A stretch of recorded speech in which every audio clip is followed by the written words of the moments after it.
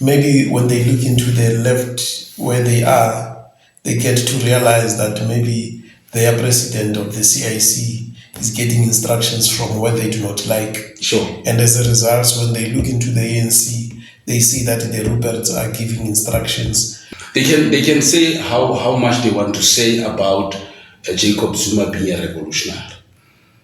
You do not walk into a government and become a president for 9 years and you achieve very little. I don't say he didn't achieve. Compared to Mbeki, to others in terms of transforming the economy, he tried his best. But let's be honest, Ruperts are still Ruperts. I will not be naive and say CIC does not get funding from anywhere and is not influenced from anywhere. There are indicators that are worrying. The CIC decides to start EFF, him and the other group that surrounded him. What is his first stop as the president of this when he went to England? You see, for him to go to England, even if you can give so many good reasons, and let me compare him to somebody else. What is the first stop of Traore when he takes a coup? Nowhere. He stays in Africa.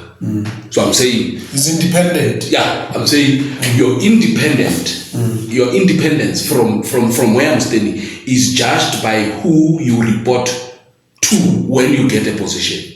It's not judged by what you say after you have reported to the people that you have reported to. Because what you say could be rhetoric, but what you do is a signature.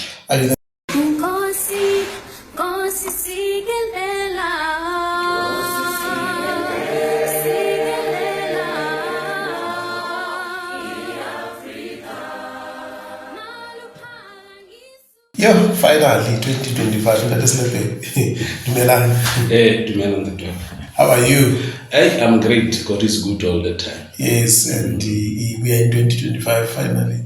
Yeah. And it has been said, I team sa paraffin, and then from there, the choo-choo train. Yeah, no, as Nancy's team sa paraffin, we just got busy. Yes. We just got tied up, but we are ready now.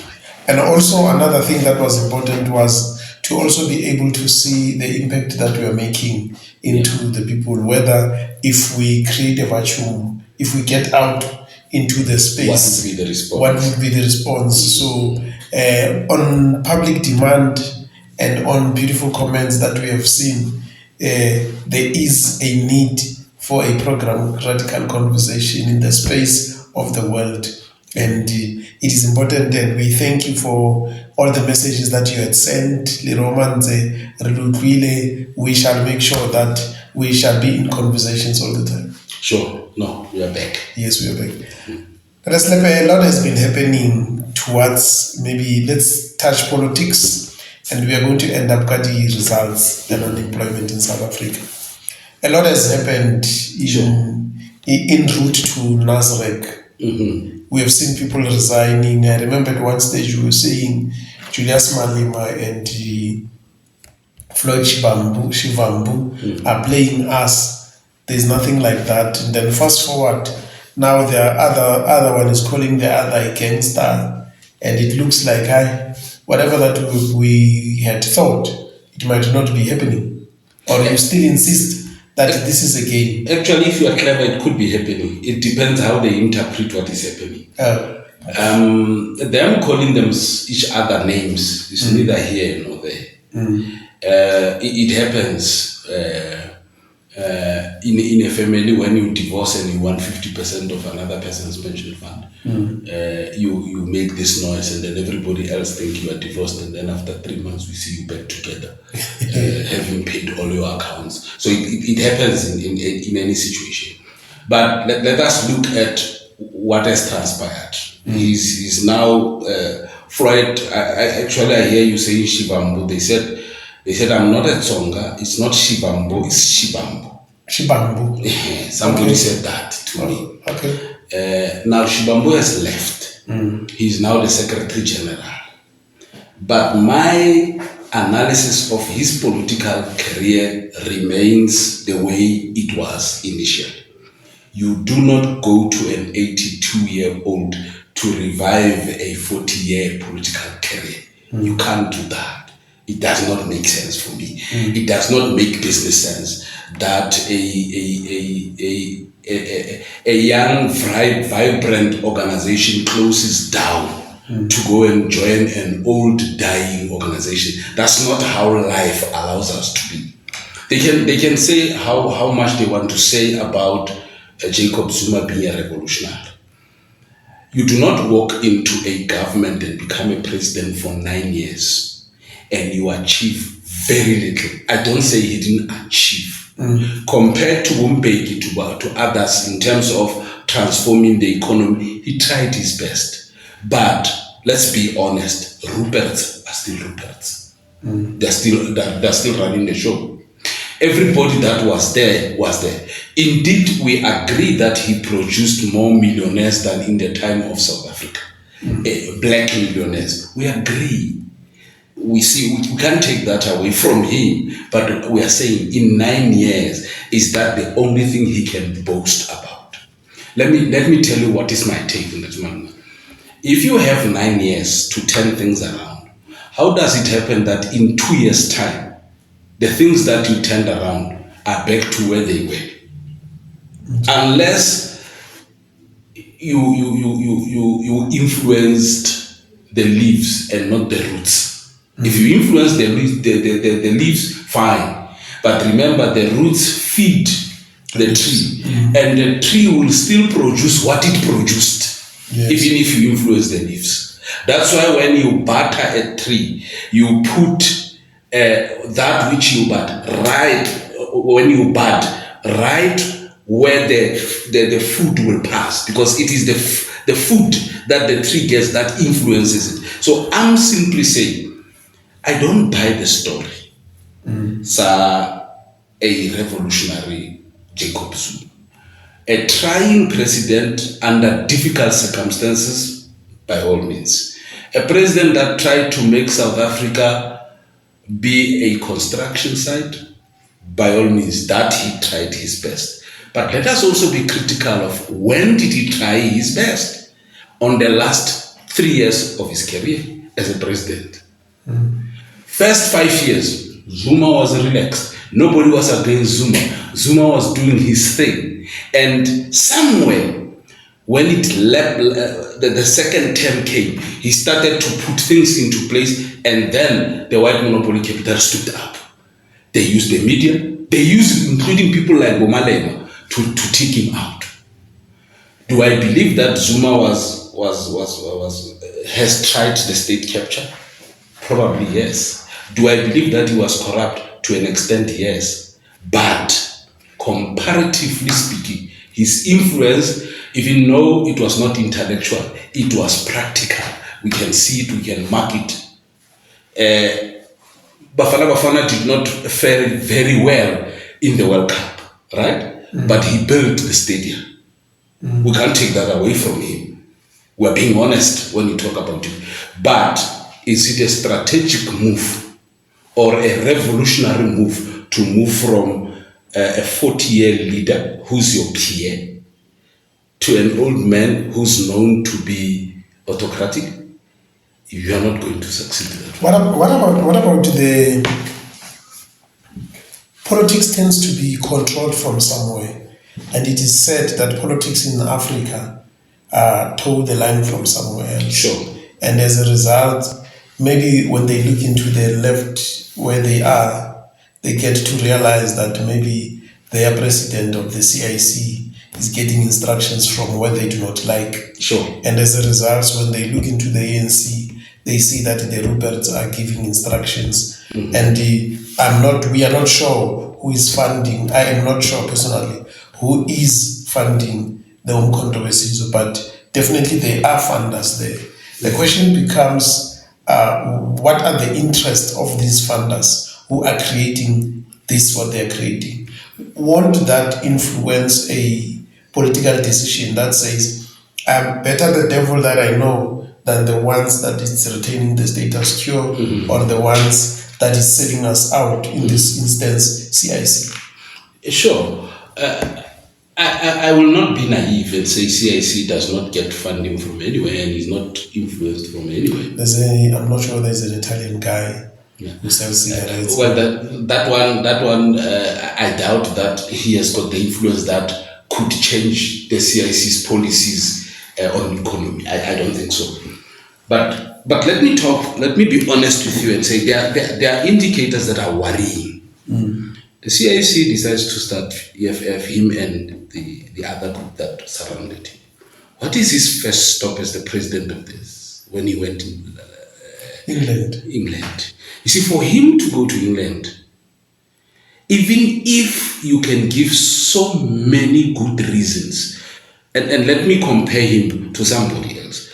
What is the first stop of Traore when he takes a coup? Nowhere. He stays in Africa. So I'm saying he's independent. Yeah, I'm saying you're independent. Your independence from where I'm standing is judged by who you report to when you get a position. It's not judged by what you say after you have reported to the people that you have reported to. Because what you say could be rhetoric, but what you do is a signature. Are you then saying he's controlled from England? There are funders who are there who are having an interest. I'm saying he reads Fano. He reads Fano. CIC. I'm saying you do not go to somebody with an empty stomach.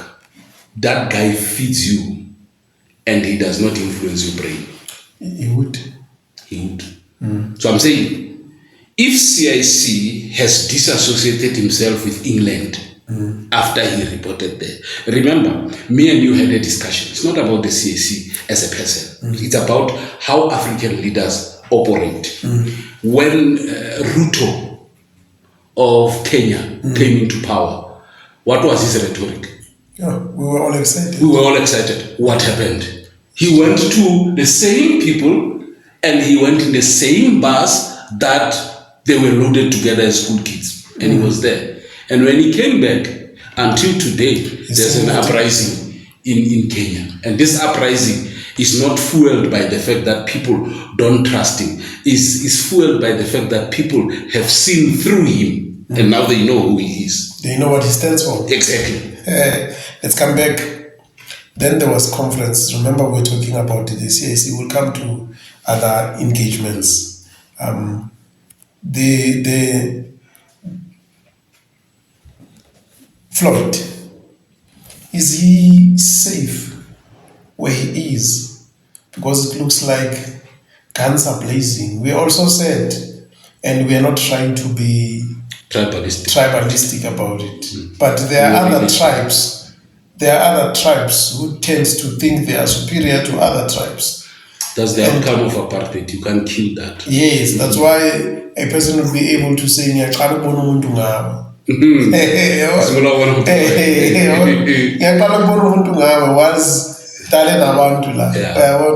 but then is he safe? And in terms of the latest development, if what we hear from the social media is true, it says there are two factions, one led by Zuma and another one led by Floyd. Shope happens to stand where the Zulus are standing. And most of other people, Bomolefe and the like. You see, when we started this discussion, Guy and Kay, I said to you, for as long as Bomolefe remain careerists, we will not hear their voice. When last did you hear Molefe talking about the stuff that happens? You only find Mani talking on X. The rest of them, you think they don't have accounts of X, including Mpofu. It's not as popular as it used to be. I think they're starting to get the reality. And let me quote the CIC without talking a lot. In the interview with him and JJ Tabar, he says, I think it's yesterday or the day before yesterday, the CIC said, when Zuma is done chewing you, he throws you away. True. And then he asked a very fundamental question. Where are the people who supported him before he became the president? What happened to them when he became the president? He got rid of them. Got rid of them. Where are the people that he started initial ideas of Mkondo Wesizo with? Where are they? They are all in the street. Is Floyd safe? He knows he wasn't. From the word go, he knew he wasn't. He knew the game, he knew what he was playing into. Yeah. Now, the reality has come. You see, the problem is, when you analyze the politics of South Africa, you go to the ANC, you go to the EFF, you go to MK, all of them, their support base, although they have the country, but their support base is what makes them as political parties is KwaZulu-Natal. All of them. Which is a danger. Yeah. When the ANC lost 40%, it first lost 30% in KZN. Isn't it because the people in KZN are in majority? They are in majority. They are in majority. And it is bad. While they are in majority, you comparatively speaking, Johannesburg or Gauteng should be at least giving us sleepless nights. But all these political parties are not performing bad in the city. They're performing bad. And all of them, without excuse, they were born in KwaZulu-Natal. Forget the story that EFF was born here in Marikana. How does this guy, the current General Secretary, emerge from KZN? How does he emerge? Dlamini, how does he emerge? What makes Ndlozi? When people say we support Ndlozi, are they all Tswana speaking? Are they all Gauteng people? If they were Gauteng people, Ndlozi would have been the premier. So Ndlozi, they relate with him through a surname, and that's how Zulus operate. It's not tribalistic. It's nothing. It's simple. It's as simple as that. The very first time that the ANC, including Nelson Mandela, the very first time that KZN, the ANC won KZN, it was during Zuma's presidency.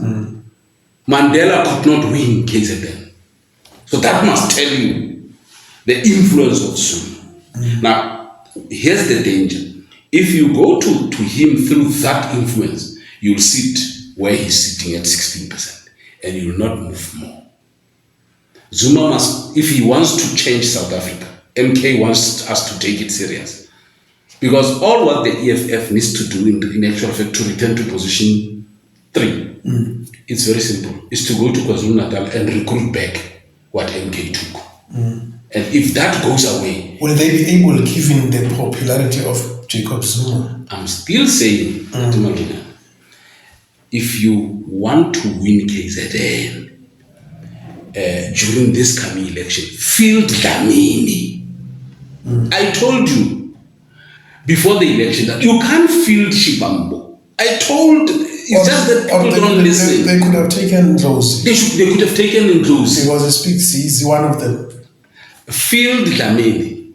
Dlamini will recover what is lost. He may not recover everything, but he will make an impact. Ngumtaka Dlamini. Omunye wethu. Singamlalela. Ngeke asithengise. That's why the name Umtengisi came about for President Ramaphosa. It's because it was coined in KwaZulu-Natal, and you can't change that narrative. He's gonna leave politics with that name. Thanks. That's how influential they are. So let me be honest with you. If Shivambo lasts for 2 years, God will be good for him. God will be good to him. He's not lasting 2 years. Then there is an agreement between him and Julius to say, when it's cold outside, come back home, your door will remain open. Given what is happening, will you go back home? CIC then corrected the statement. He says the leadership of the Central Command team said Shivambo must not come back. So Shivambo must not come back. But, and a big but, if what angry people who leave the EFF tells us about the influence of Malema. There's this story that is now in the social media that when he went to the NPA, he wear a different t-shirts than the rest of the people. And it must be a long sleeve. I'm not so sure whether it was, I didn't observe. So when you raise a name from the floor, if he raises the hand, that's the guy. If he sits quiet, that's not the guy. Now, if he controls the EFF that way, I do not see the Central Command team telling him what goes. Yeah. I don't know. If it's lies, maybe the Central Command team has made a decision. Mm-hmm. And again, I go back for his own sake on what he said to Daba. He said to Daba, the EFF is not a party for an individual. Mm-hmm. If that is true, then at least there's hope. For all of them who left, including Mkweba. Mani will not come back. Mani will join UDM. He's not coming back. That one. But why with his intelligence, Julius, the people that he took and gave them positions, your Mkwebanes and etc., didn't he know that these ones are pro-Zuma people? He knew that they were pro-Zuma people. One of the challenges that we have in our country is to quickly write off a person. Look, the mistake that Malema did about Zuma is not the only person. It's not the only mistake that was ever made. You know, Mbeki fired Zuma from the deputy president post. Mm-hmm. And then he remained the deputy president of the ANC with no influence. Mbeki succeeded to isolate Zuma. Mm-hmm. What did Zuma do when he's isolated? He went back to the branches. Where? In KwaZulu-Natal. Mm. When he came back, he became the president of the country. Mm. Now, here's my take. All the people that left, they are gone. Their futures are finished. They can't come back. But if the treatment of Ndlozi is anything to go by, this is the last election of the CIC. It's the last election. He will never come back. If Ndlozi do the following, if he does the following, he will never come back. He goes to the branches, he does the job that he should do without blackmailing anybody, without talking bad about Julius. He goes there, goes to the Val, where he comes from, does the work of the EFF quietly. He travels. He looks for strategic places where he could travel. Why did he leave as a member of parliament? What is the rationale around it? He didn't leave as a member of parliament. In politics, they play soccer. People say they play chess. I say they play more soccer than chess. They play soccer with an idea of a chess. They say, don't mark the man, mark the space. Let the man play, we mark the space. That's how big teams do. They mark the space, you make a mistake on your own, they dispossess you. So that's what they did. Yeah, that's what they did. Marking the space. Now, this man must go back and mark the space without disturbing anybody. You see, the problem is when we start to talk and we start to become popular, then we start to talk negative about others. You don't. I need to teach them. Any partners that divorce, the kids will stay with the first partner for the first time. But the day they know the truth that the second partner is not as evil as he was made to be by the first partner, they will move. That's how politics are. The day you know that actually our leader is this one, but we have been bottled by this one, you will move. But here's my advice to those. Go back, calm down, regroup. Do the work without expecting people to vote for you. And when you don't expect them, they will surprise you. But it takes resources. Which I don't think he does not have. So in lay terms, it was still the member of the EFF? He is still. With the potential to be the president of the EFF. In the presence of Malema. Malema will get shot. He will get shot. He must go and check how Mbeki got shot. He will get shot. Mbeki went there, said 10. I'll sure I've got it. I've tested the water, the cabinet. You remember when he resigned, what did the cabinet do? It resigned with him. So he knew that I have them. He arrived at Polokwane. Sure. He came out second best. They tell him, hey, yes, voting. And then they voted. Okay, fast forward to that. Then conference took place in Nasrec. Sure. And CIC comes back, according to him, strong, has learned lessons and all that. What is the future? He has learned lessons. We're still waiting for the EFF to give us a manifesto to the new mandate. The new mandate of the conference. Yeah, the new mandate of the conference. They must still develop a marching orders. And you know that I'm one person. I'm not. You don't canvass me with T-shirts and struggle songs. You canvass me with content. I'm waiting for the CIC and his group to produce a content. But the producer of content is gone. Isn't this an indication? We have been told he's gone. Yes. And the only different view that we might have is when they produce their own content. We're waiting for that. That will give them marching orders towards 2026, because 2026 is next year. So we are expecting that around March, April, they must not produce the manifesto already. They must produce the working document that produces a manifesto. Then, only then, I will tell you that Malema is back full force. Currently, he's emotionally back. He's still the president of the EFF. The EFF is still, there was over 1,000 people in that conference. And you don't pull around 1,000 people and all of them come and listen to you. I was also impressed. He has done it in the first and the second NPAs, but not as deep as he did this. In his political overview, he spoke socialism in a level that Malema has never spoken it. I was sitting there and saying, did he write this speech on his own? And I also listened to the way that he describes Leninism, Marxism, Fanonism. I was sitting there and I was saying, this is good. He's saying to us, I was not made by Floyd, I made myself. And if that statement is anything to go by, the big are still coming. Okay. And remember, it was not only him.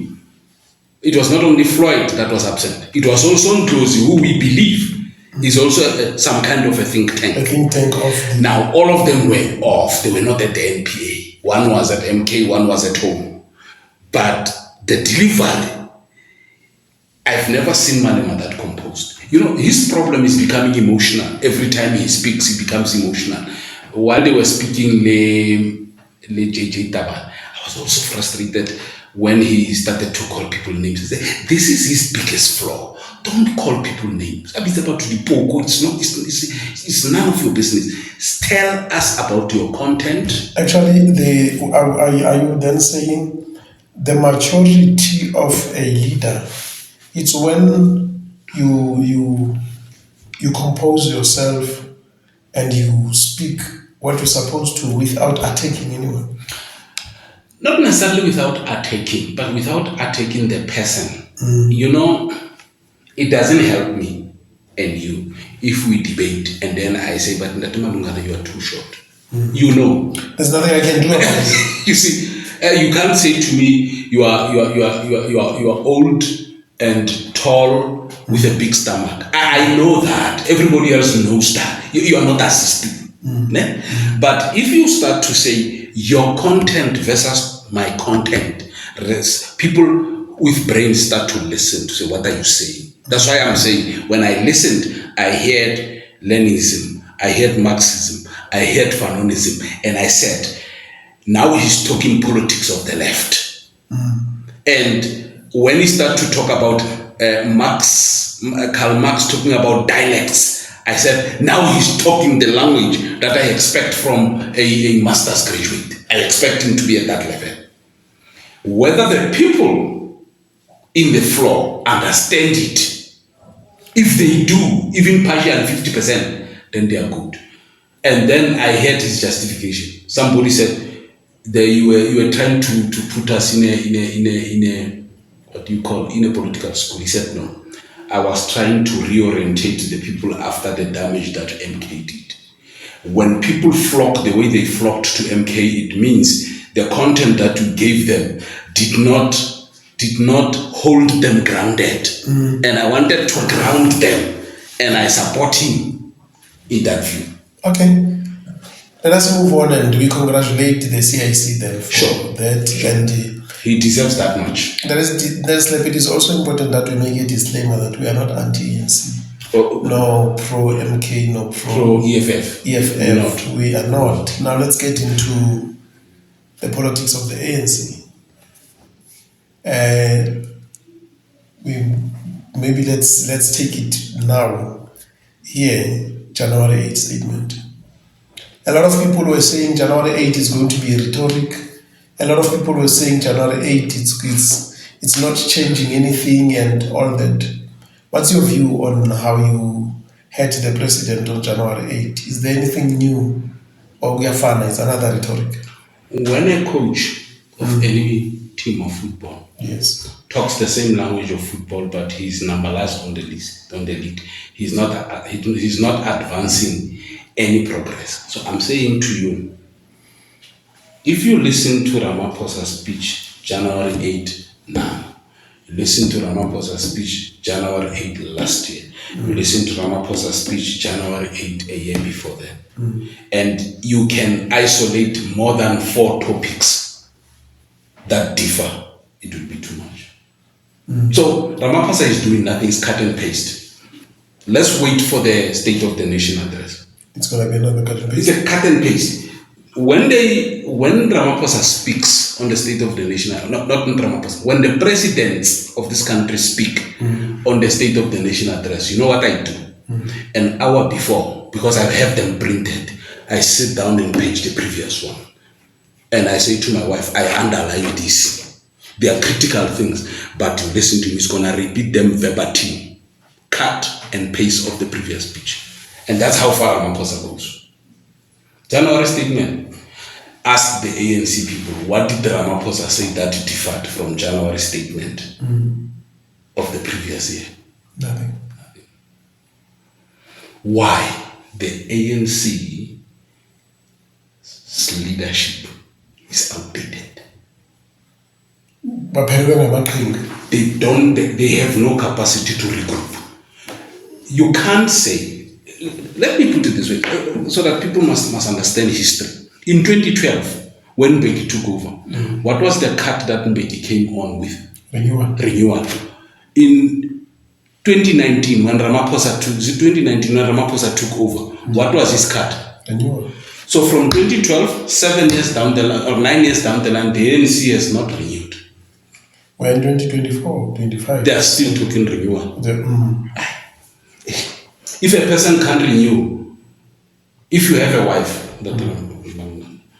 you catch this woman cheating, and she can't renew, you catch him another 2 years later cheating, and you stay in that relationship, you know what we are saying?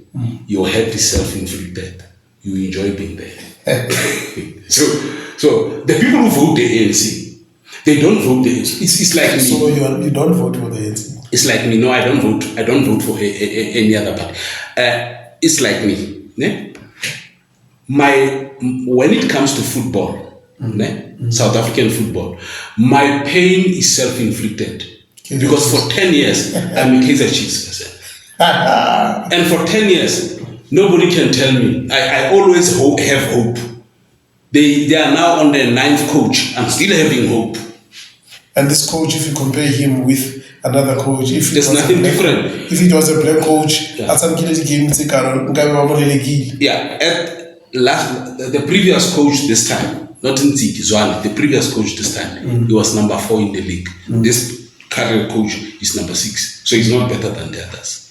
From where I'm sitting. Nsiki was worse. But Zwane was better than this one. Now, Zwane took Amazulu over. Where's Amazulu? They were 3 from the bottom. Where's Amazulu now? Very close to Kaizer Chiefs. What does that tell you?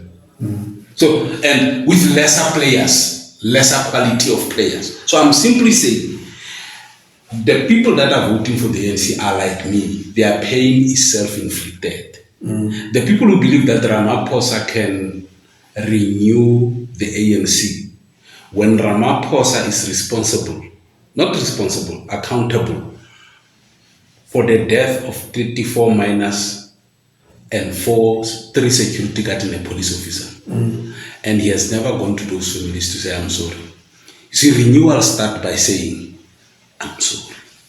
A renewal starts by changing yourself. Yeah, you say, I'm sorry. Acknowledging the wrong. I see the mistake, but I don't see it only. I don't apologize. I undertake to change. And then what do we do as society? We measure you according to your change. To the new you. To the new you. That you have become. And society will always remember the old you. But the people who are close to you will see the new you, and they will start to talk about the new you. But even the people that are close to Ramaphosa, anybody who defends him defends his stomach. They don't defend principle. Because ANC has no principle currently. You can't defend principle. We have defended the ANC. I'm one of those people who defended the ANC without even being a member. I defended the ANC without even being somebody who believes in their policies. But when they perform better, you say, this is the ANC that we expected. But when you take a township without tar road, and then after 30 years, the town next to that township does not have tar road, and the township still does not have tar road, we ought to say, it can't be business as usual. What happened to Lichtenberg? There's no tar road in Lichtenberg. There's no tar road in Itsuse. So I'm saying to you, that's how we measure the renewal. Ramaphosa has been back for 5 years. There's still no tar road in Lichtenberg. In 2012, Thabo Mbeki, in his document of renewal, he said, we want to empower municipalities. Now we're talking politics and service delivery. We want to empower municipalities so that municipalities can collect their own revenue, but they are also able to sustain themselves and blah, blah, blah. While we know that people are not working, but service delivery will push those that are working to at least pay for services. We may not get 100%, but we might get 50, 40%. That can be self-sustainable. True. Right. Now, the businesses that are around Blackstop here in town and the mines, if they pay dues in terms of electricity and whatsoever to the municipality, that municipality can support the whole of Joburg, Kuma, Kanana without them paying. Because that's enough revenue. Now, if those townships are paying at least at 20%, the revenue should be enough. Do we have enough? We don't. We don't. What is wrong? Leadership. But there's this phenomenon that is there. There's this phenomenon that is there of Luthuli House controlling towns in terms of who becomes the leader, 1, and 2, there's this phenomenon of old guards, gatekeepers of the ANC, trying to influence who gets into position of power and which companies are going to be part of the MIG, and as a result, that it's creating problems. And to such an extent, my apologies for Kenan Khanum, to such an extent that even if the municipality would want to do service delivery, if the wrong contractor is the one appointed, they'll render it useless. Yeah. Lack of leadership is a problem. And if you see it at a level of politics, you must know that the administration, because politics is not administration, the administration are bureaucrats. If the politics and the politician do not renew, you don't bring new brains, and these guys are ministers, what do you think the DGs are? Yeah. The DGs, even when a DG, my DG, as a minister goes on pension, I will extend this contract beyond pension. He will rule from the grave. Why? Because in the public service, do you know that in the public service there's a thing called extension of contract? Let me tell you how they use it. If you are their person in the public service, the minister recommends to the Minister of Public Service to say, I want to retain this person for 5 years for continuity purposes. But how long does a minister last in the department? Because all administrations expire at 5 years. So what is he telling you? Because he should say, I want to extend this for 3 years so that the new guy that is coming must be able to do a proper handing over and understanding of where the projects are. You can do that. But that's not what they're doing. They can retain you for 7 years. And when the new guy comes, he gets to be frustrated. Yeah, he says, how did they handle this old guy? And then you get frustrated because this guy is telling you the truth. You retire and go. When people go like that and they are angry, what do you think they do with information? They take it along. Now the new guy must start afresh. And the ANC for 30 years, it has never learned. You're reminding me a statement that says that when they got into parliament, it was clean. There were no papers, no nothing. They had to start their own. Exactly. And they are doing exactly the same. What must change? There must be rules for pension, and they must apply to politicians. Everybody at 60 must go and stay home. Or latest 70. Let's not even talk latest. Everybody at 60, if we have grace at 65, must go home.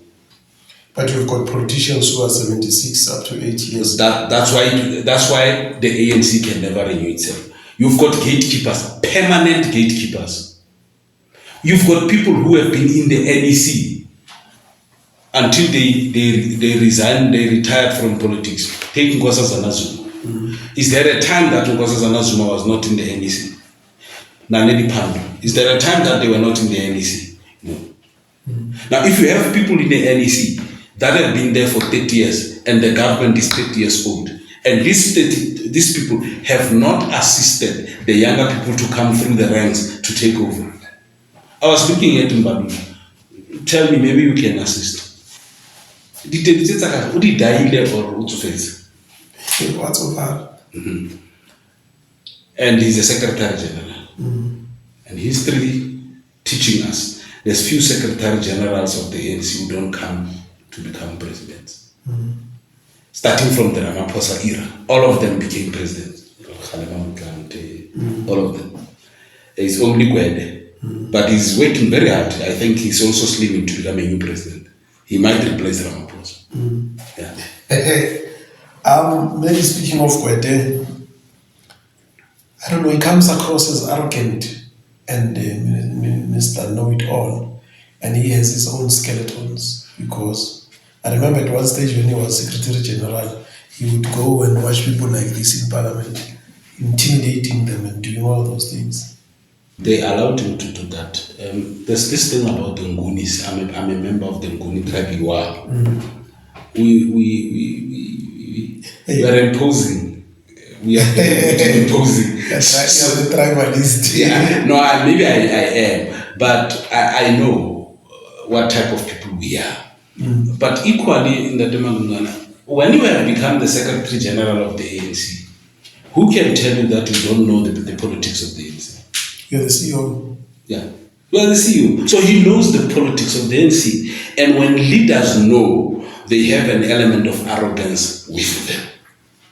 It is only when that element of arrogance becomes ego that we become worried to say, now he's sinking.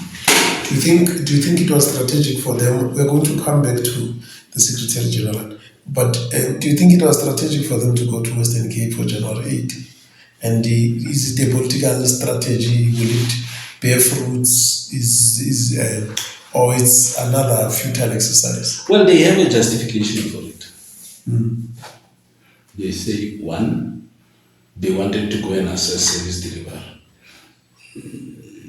Now they can tell that to kids that are doing grade 8 today. They can tell them that. Because Assess service delivery. I'm saying Parliament is there. Parliament, where they all sit as ministers, is there. So they know how Khayelitsha looks like. So this story of us going to Khayelitsha to go and assess service delivery is rubbish. They can tell it to a grade 8 learner, not me. Are you saying grade 8 learners are stupid?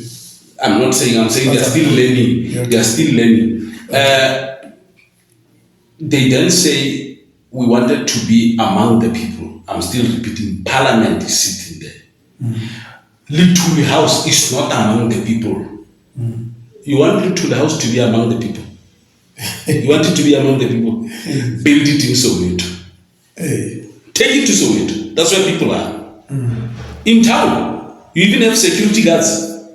Or take it to of a revolutionary house. Take it to all this. Yeah. Take it to Kuangua. It will be among the people. But if you, they say, which of these political parties have got a home in a township? None. I'm not so sure. Where is Winnie Mandela House? Town. So we have a problem. We still have a problem. Where are offices of the MK? Do they have one? Are they operating from the boot? I think they should be having offices. They are operating from the table of the old man. I have never seen a national office of MK. Even when you look at their form for recruitment, it doesn't have an office now. So it's a problem. That's why I'm saying, most people, I don't know what they are building.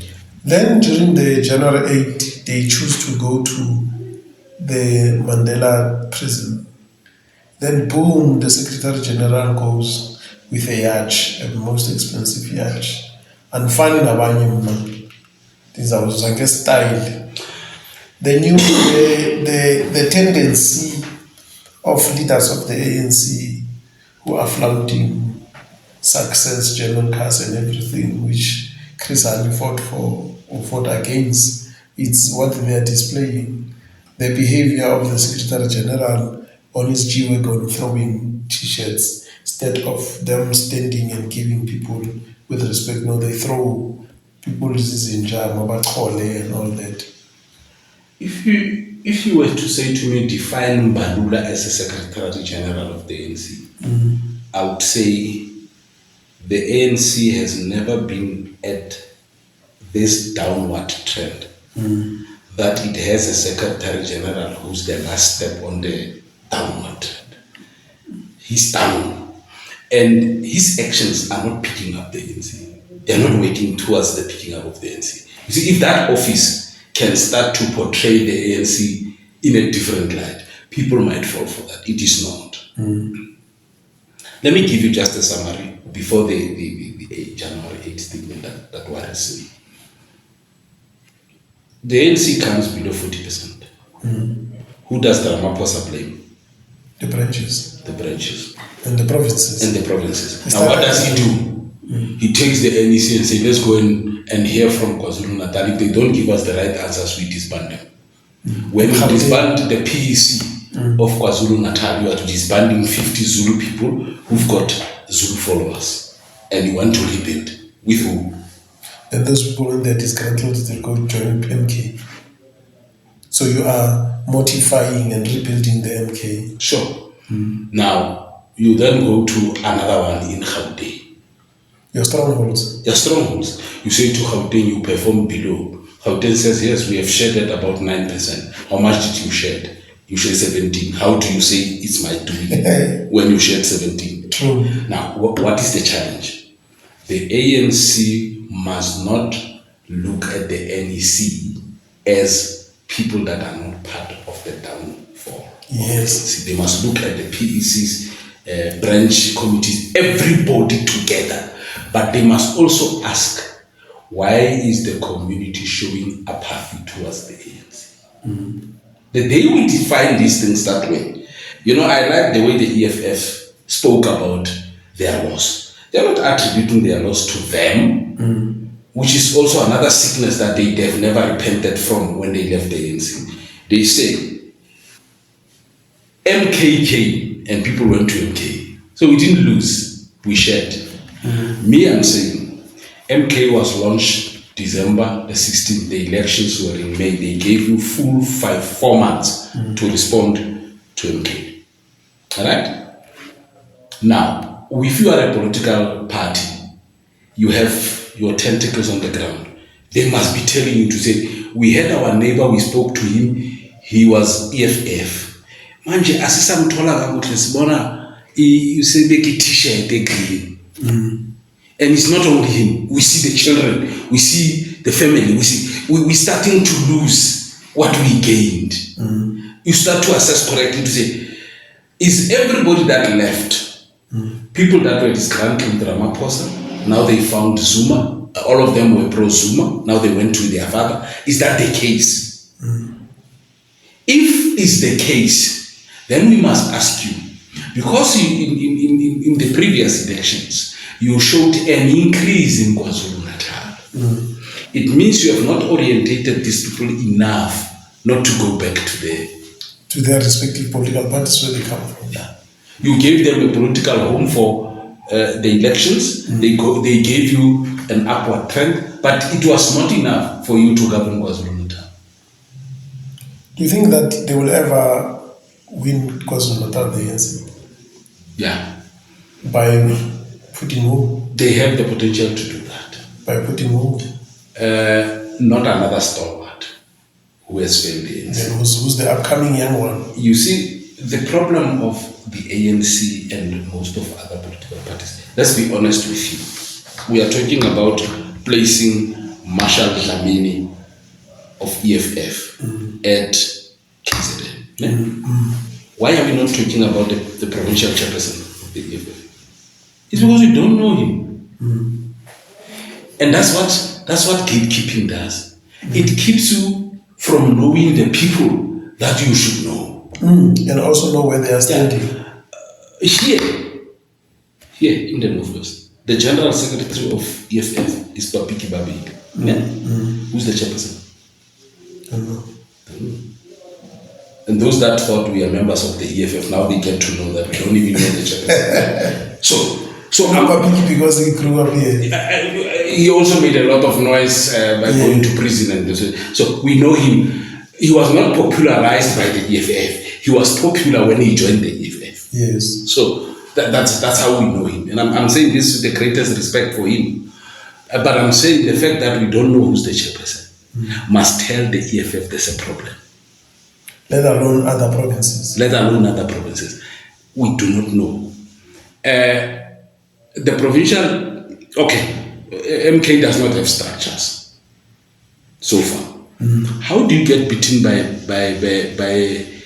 how does your wife and your children go and settle with a guy without a house? It's because they're good in mobilizing. They're not good in mobilizing. What? You are good in shielding people. Yeah. Okay. Yeah. So let's go to this question that I had asked you.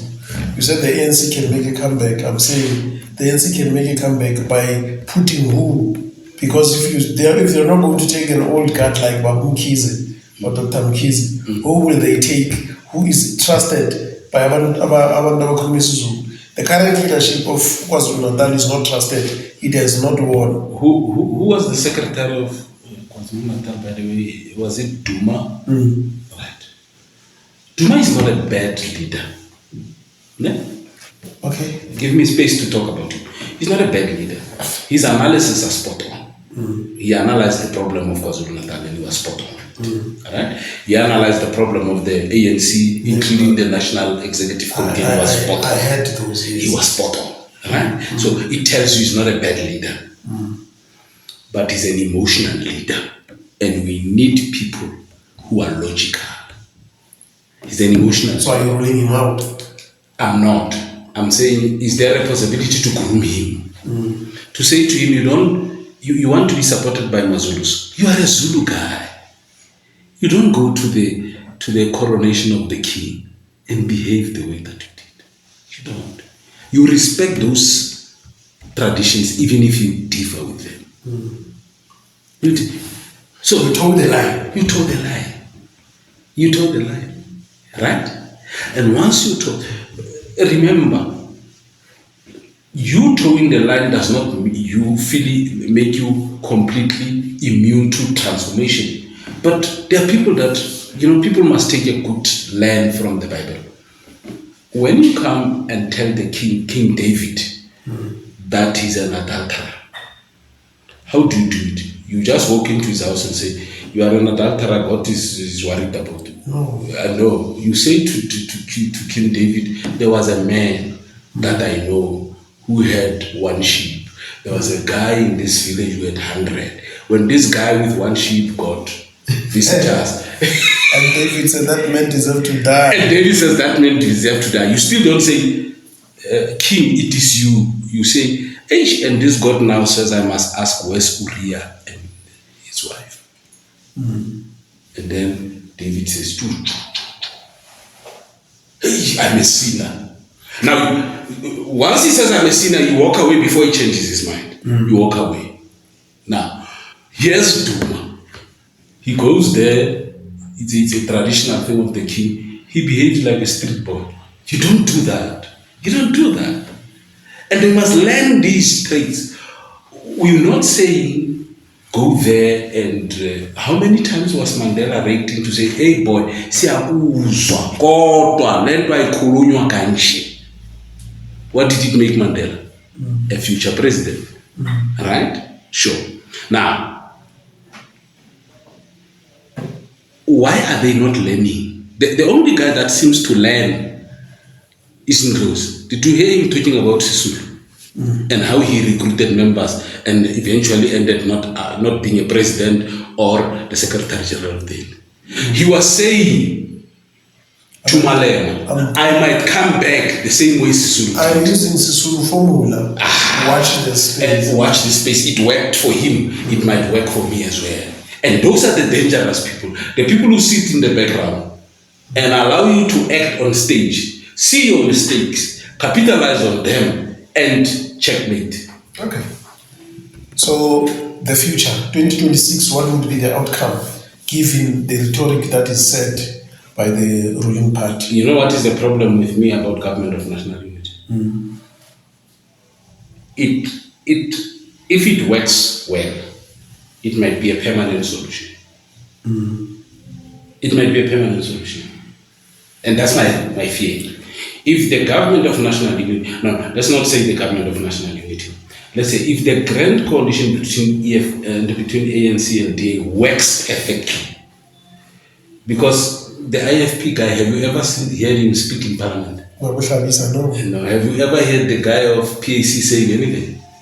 Yeah, the only guy that's making noise is this one of PA. Yeah, he's the only guy. But that one is a praise singer of Ramaphosa. So, sure. Now, if you look at this too, if they perform well, the electorate might end up saying, you guys perform better, you give us service delivery, when white people are in charge of you. And that's what worries me about the future.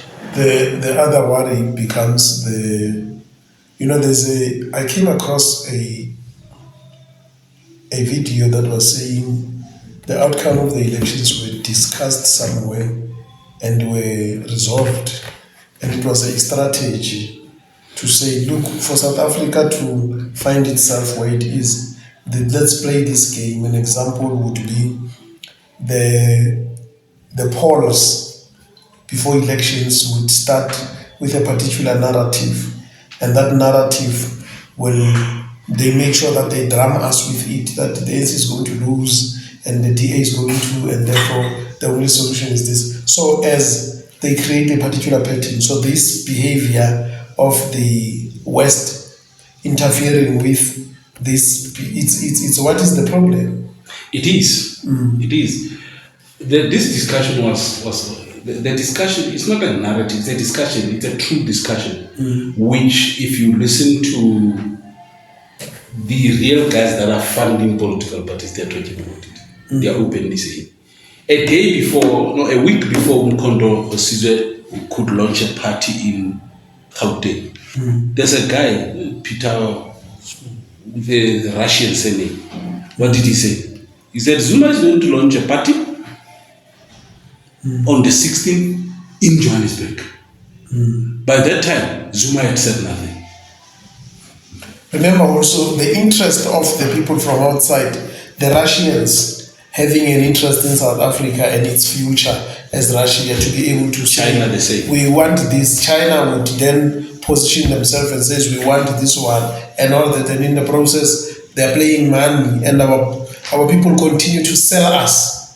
Yeah. My worry is the day that China fights Russia for us. It's very problematic. It's almost an hour. Okay. The day that Russia plays power between them and China for us, it's going to become a problem. Because both of them are superpowers. And both of them have got a program of colonizing you without you realizing you are colonized.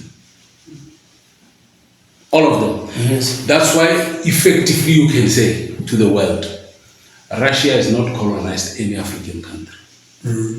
But do you see the signature of Russia in all African countries? Yes. The Kalashnikov. Yeah. AK-47 is across the board. Right? China has colonized Korea, but it doesn't have a signature in Africa. Right? But how is it colonizing us today? Let me give you an example. When I arrived in Joburg, the lift was not working since from 2012, and I arrived there in 2014. It's 2 years. There's a brand new lift. They sent companies to come and fix it. They couldn't fix it. They was even an advice that they must buy a new lift from France and put it there. And then the guys, National of Public Works, got this China guy. He came there with a laptop. The lift went up, went left down, unplugged, left. Until today the lift is working. And that's how they colonize us. The second part of their colonization, which is now fighting with the West. Do you know that they use us to fight the West? The Chinese. Why do you think they are pumping their cars here and not in China? They are dropping the number of people buying German cars. Yes. And then once we buy the Chinese cars, we are pushing the Germans will close their shop and leave. For you to buy a Mercedes, you must import it. Now they give you this level of cars, and they know it's not sustainable because the engines are powered by Mercedes. They know it's not sustainable. But once Mercedes closes shop, it leaves, their standard drops. Now they are no more pumping only cars. They also pump mechanics. They also pump parts. So it's a big thing. So it's going to be a problem. Yeah. Let's go to yesterday. It was the results of matric. Sure. And I do not know why we have become like this, that we get excited that hey, it's 87% pass rate and all that. What is this whole thing, hullabaloo of being excited, whilst we know we can't account for those that wrote matric in the last year, those that fell off the road, those that fell off the road, etc. I hear where you are going, but let me. But maybe also say congratulations to class of 2024. They did us proud as far as they've passed. We hear that the bachelors have gone up, and we support that. Here's the crux of the question: why do we have IEB and senior certificate in a country where already inequality is so big, and the level, the one of the strategies to bring this equality together to close the gap is education, yet we get two different education systems. But we have maintained the status quo. That's what we signed in. I'm trying to say, if the current ANC government, and I quote Lesufi, brilliant. He says, we don't want to force the IEB to write matric certificate. What does he say to you? He says, I admit that my curriculum is not up to standard. We want to push the public schools to write the private schools exam. Now he's talking the business that I talked about 10 years back. The Sufi is getting awakened now. I woke up 10 years back to say, in a country that is number one with equality, and you are striving to bring this gap and close it and make at least a relatively equal society. If education is the key to success, why is the education unequal? Because if the roots in the Malungane are unequal, the product is going to be unequal. But there's this interesting thing. You cannot school go no fee school, and then that is the cannot school go euro patala 10,000. When we get to matric and we pass, we go to the same university. We qualify as doctors. We're going to be paid the same. We're going to be paid the same. But why do you think when you apply, you don't just submit your certificate, you submit a CV? Why do you think it's important to submit a CV? My analysis, because your CV tells them where you come from. They say, I township this one, secondary. We will see him when we have placed the rest. That's the reason of a CV. That's why you don't place doctors from school directly to hospitals, because if you do that, then there's no point of having a private school and whatever. But the fact that they apply like us. Let me give you an example. If you need a CEO of a company like Anglo Gold, for instance, and I apply and I say to you, Metric Mechahasi High School, do you know where it is?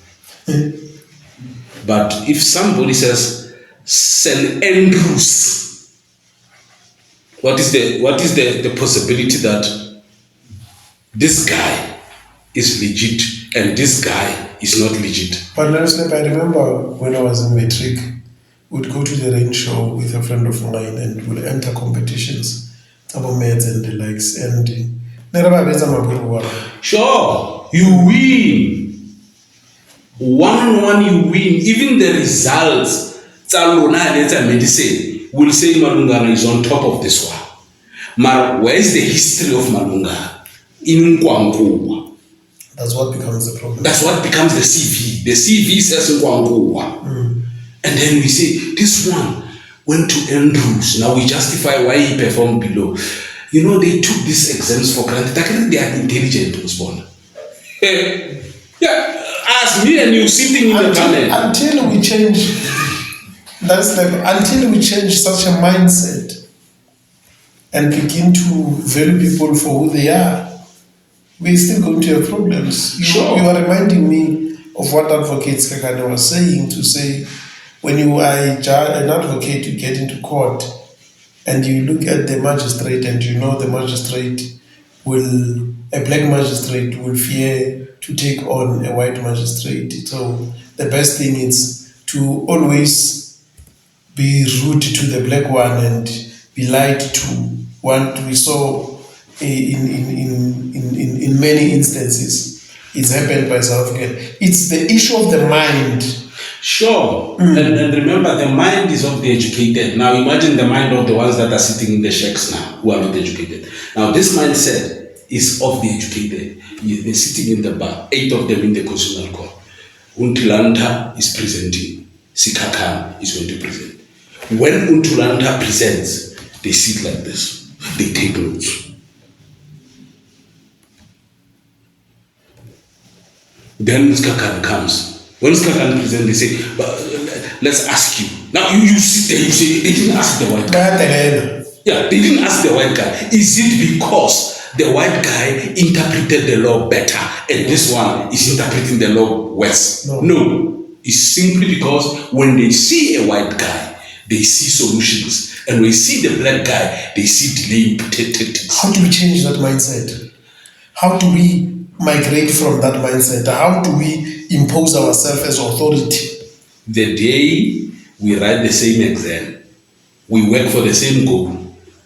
The day we improve the schools in the township to a level that a white person can move from a town school and go and attend in a township school, because it's not because it's only well furnished and well kept, but because it produces the right results. But the problem that is is there are gatekeepers. Amongst others, black professionals have got this tendency. This is the same as the CEOs in companies, managers at government departments. Their attitude towards their own vis-a-vis their attitude towards a white company and whatever company. This, can I finish? I once said this, that me and you will take our kids to white schools. Which we do. We'll take our kids to white schools and expect them not to think like those people. I remember we were speaking about Dr.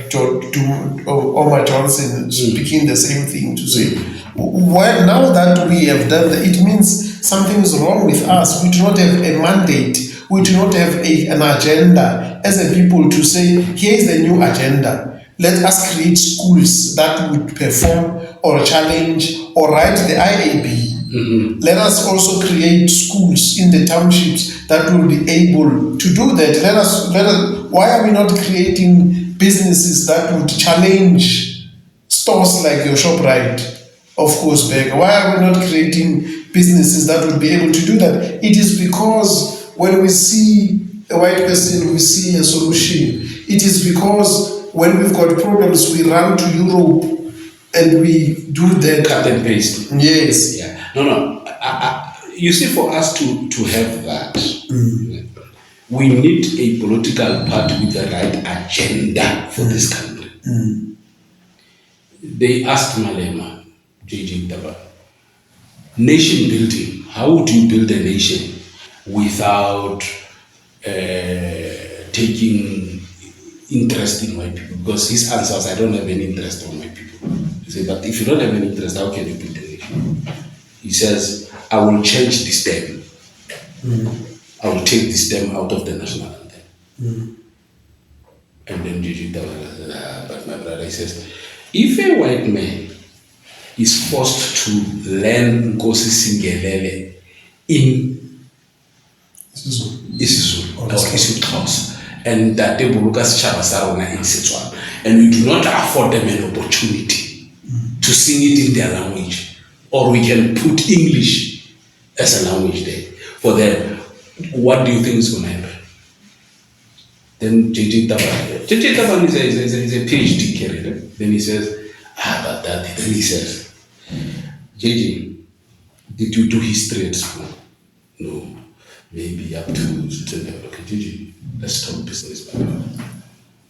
When were white people singing this damn fancy? Do you know? No, I don't know. They sang that while they were celebrating the death of a black person. They drank at Flag Plus while they were burning a person, and when they became excited, they sang this them. Do you know that? Did they do that? Now he's a guy with a PhD. He's asking that. Now me, I'm just an ordinary member of the community without a PhD. But I know that. Why? Because it mattered for me to know. I started to ask that. I started to ask my school principal, who was my mother, to say, "Ma, this recitation of Amakeya, it's a very painful thing as I listen to it. What happened?" He says, it was a war between the Zulus and the Afrikaners. And this lady who was taking care of a white child had to sing for the white child. To say, calm down, we'll cross the river, we'll be fine. While white people were killing Zulus, Black people. black people, and a black person is Busy. soothing a white child while black children are dying. His or her own children are dying. She's too worried about the white child. And it opened my mind. Then I said to my mother, 80 blow van ons se hemel, 80 dieptes van ons. See. What did it mean? He says, for people who do not know, let me tell you, my son. They came here, they took the earth, the world, the land as it is, and they said, it fell from the blue skies and it came from the sea. That's what they said. That's what my mother told me when I was 9 years old. And I understand today why the land must come back because of that statement when I was 9 years old. Right? But you're not fighting for the land anymore, you're fighting for freedom. Me, I've never fought for freedom. That has never been my agenda. When I say, Yeah. Well, no. We all of us were fighting for the land, but we were told freedom will bring the land, and then we didn't realize that freedom. You remember how Van Riebeck came to South Africa? What did they say he was going to build? A refreshment station. So they said to us, freedom is a refreshment station. We never refreshed, we built. Now we are stuck with freedom. Yeah. But we should be hopeful that it's level. Where are we taking this country as we're about to close? And what must be done to change this politics? Because they've become a rhetoric, they are not changing. Rich people are becoming more richer and poor people are becoming more poorer. I want to glorify today the social media, irrespective of who sits behind or in front of these cameras.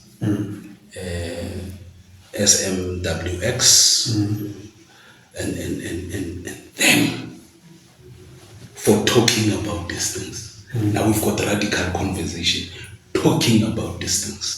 Right? A new format that cannot be censored.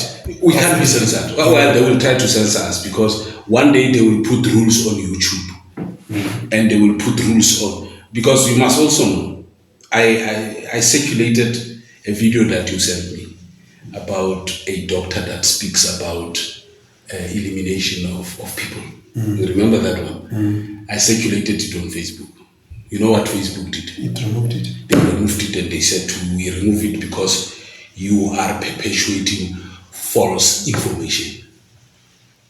They didn't give me to say, but this is the guy that is saying this. And here's the truth. They simply say he's lying. He's lying without giving me an alternative. And I was sitting there and I was saying, so we need to abandon Elon Musk of Facebook and walk away.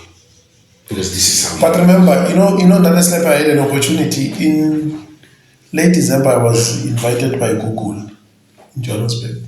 You have to I went there, and when I come back, I was like, we have been captured.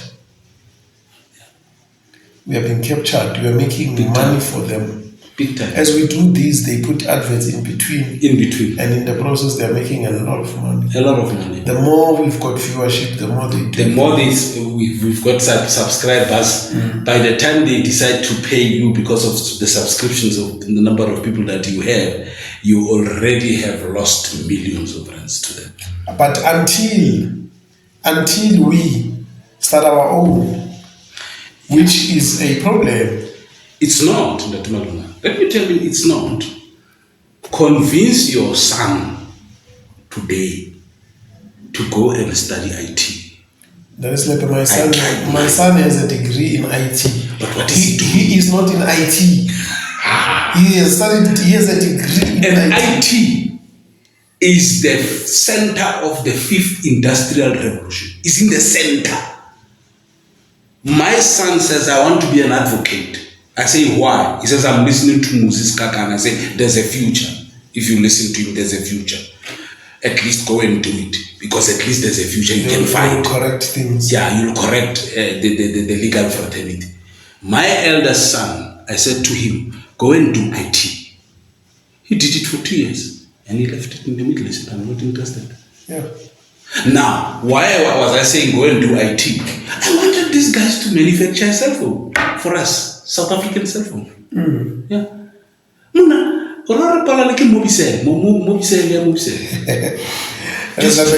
Can we agree to our? Do not forget to subscribe. We are back with the bank. Do not forget to press that button. Do not forget to also give us your views on some of the things that we have been saying, and we value your support. We value us watching us, and also if you would like to propose things that you would want us to talk about, Please do so. Please do so and research them. Let us let your last words.